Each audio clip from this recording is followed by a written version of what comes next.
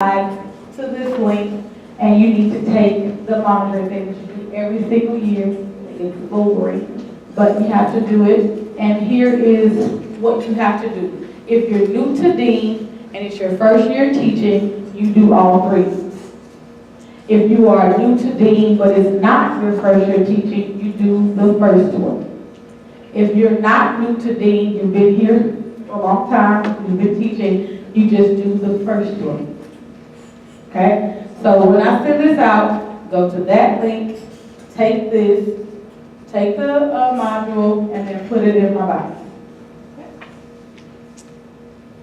Oral, I'm just going to go over this really quick. Paper testing for math, science, and social studies. You can read the questions and the answer choices and the reference material. All that stuff can be read out loud for math, science, social studies. Questions, answer choices, and everything that is your reference material. For reading, you can only read the questions. You cannot read the passages. So you can't read the story, then start reading the questions. They read it on their own, then they tell you that they're prepared for you to start reading the questions and the answer choices. On writing, just nothing. Okay? There's like 12 slides worth of examples.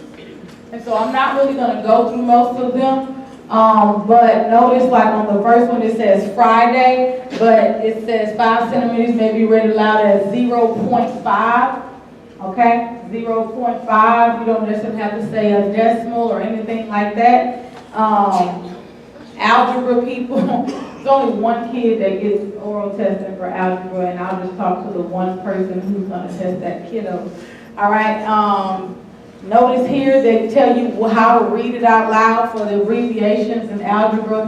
So this is math. I'll just say this, the math people are going to read the math test. Okay? I'm not going to go through the hassle of doing all of that. So math people are going to read math tests. It tells you what you can read and what you cannot read, okay? You can read the titles, the labels, the numbers, etc. You can also read the legends and the keys that are on the charts. It also shows you that you may not read aloud. You can read aloud the labels, but you can't read aloud the time. It's kind of like elementary because they take time on their test, so that's pretty much what that's for the most part. You can do the points, the lines, the axes, the labels can maybe read aloud on graphics. You can read the labels, the numbers, and whatever's boxed in can be read aloud. Words on images of money cannot be read aloud. Okay? So basically they might be asking how much money it is, and you can't read it because then you'll tell them. Again, another slide, another example. Okay? It's a lot, but it's all there, so you can't say you didn't know. It is important to note that reading selection is not allowed. You cannot read the reading selection. So nobody should be reading a passage to anybody. Okay? That's not like, well, this kid gets special this. No. Okay? There's also no transcribing kids for writing. So nobody should be writing for kids. That's called complex writing. If I have a kid that's 7th grade that breaks their arm the night before, somebody will become a complex transcriber overnight, and you will literally write everything that they say, and you will be able to transcribe that. Whatever they don't say, you won't write. If a kid writes something and it's not legible, really, and you are a complex transcriber, you can copy what they wrote, but if they misspelled it on their paper, you have to misspell it on your paper too. So you can't spell it correct in your head as your copy. Go through this.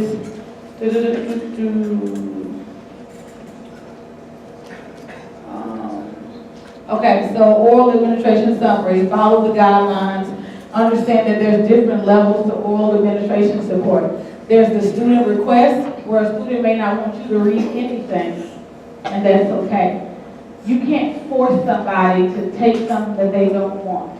Meaning it's on your roster, it says that they're supposed to have it, they can say no, and you just move on, okay? Or somebody may say, hey, I just want you to read this part to me, and that's fine as well. All right, everybody in here, according to this oath, is going to be considered an oral administrator, whether you want to or not, whether you like to or not. And the day of, somebody can be sick and you become an oral administrator. You can't say, oh, I did not know that though, because it clearly says that you are responsible for reading these things. This presentation does not mean I told you every single word inside the manual. So I'm going to go to the next one.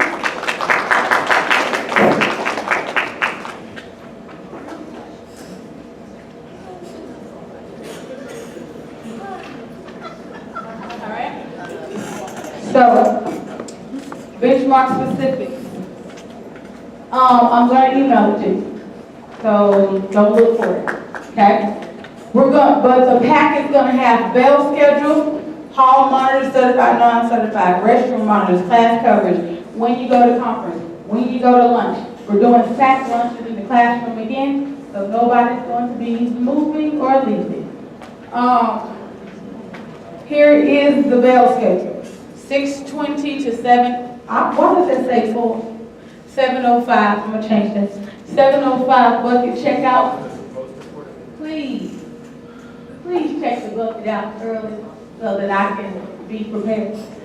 And the testing is 4 hours, 7:45 to 11:45. Nobody's checking the bucket back in. We're going to go down the hallway and just start putting the buckets on the dolly and roll right to the CCIS office. So on the 26th, don't look for anybody to come let you walk over here, because that's not what we're doing. I'm also not saying that you finished at 10:30, you need to hold on to the bucket and wait for the dollar. No, you all put your I'm done sign out and we're going to take it. So if you're done at 10:30, we'll take it. Done at 9, they may not be done at 9. But whenever you're done, we'll take it. And then everybody's going to stay in the room until 1:30. That's where the lunches are going to be happening, like the student lunch. Your lunch, you will get a person to come, relieve you, and then you go back. You don't have to complain about that. You're going to get 45 minutes. That's going to happen too. Just saying right now, if you are off 7 periods, don't look for 45 minutes. It's going to be a long day, I understand. But you just won't have children 7 periods, so that means that's when your break is going to be. Okay?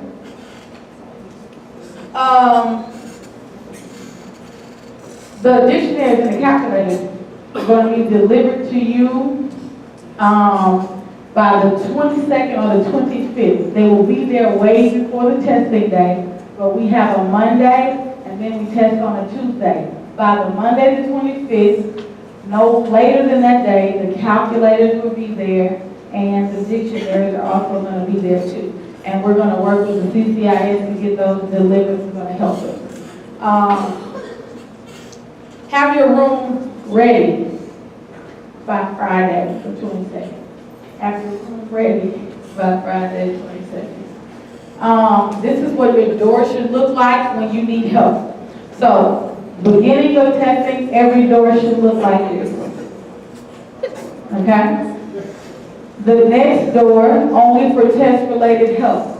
So don't put, I need assistance to someone on your nerves. Okay? You don't need assistance because you have to use the restroom. You have to use the restroom, you put ready, I need a break. There's a difference. And then the test is complete is the blue sign. Everybody needs to know that. You'll get this PowerPoint too. 4-hour testing, restroom breaks and water breaks does not count. So like last year we had a kid slip out during testing. We had to take all the kids outside. That counts. We stopped all of their time and it started back up when everybody came back in. Go to the nurse, that stops your time. But other than that, nothing stops your time but those with medical emergencies or going to the nurse or something like that. If a kid goes to the nurse, go on the front of their booklet and literally write down, stop at so-and-so time. And then you can write on the booklet, started back at so-and-so time. There's a new rule about if a kid goes home.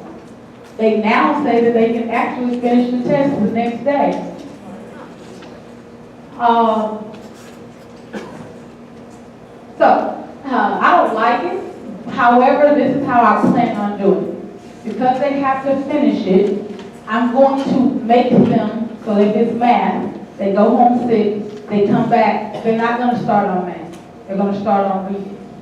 And then I'm going to make the next day, you'll finish your math on the makeup day.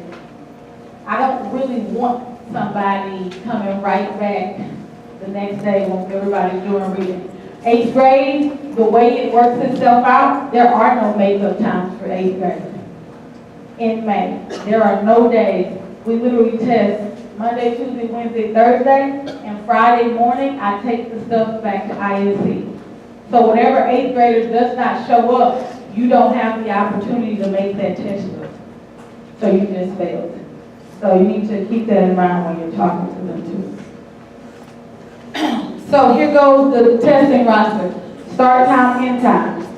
Start time 7:45 because everybody should be starting at the same time.